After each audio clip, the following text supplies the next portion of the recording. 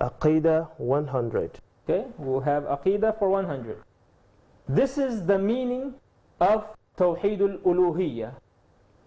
The meaning of Tawheed al-Uluhiyyah is the belief that there is no other God deserves to be worshipped except Allah.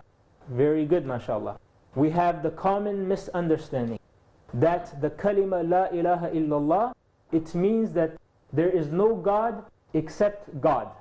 And this is not a correct translation of the kalima la ilaha illallah.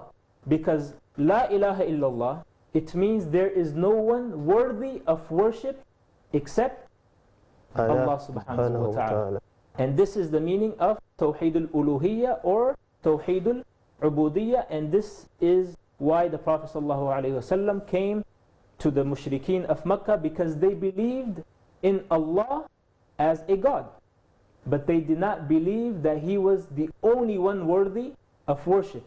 That's why they worship more than 350 other gods. Okay, so this is a very important Tawheed that we must learn and we must recognize. To believe that Allah is the only one worthy of worship.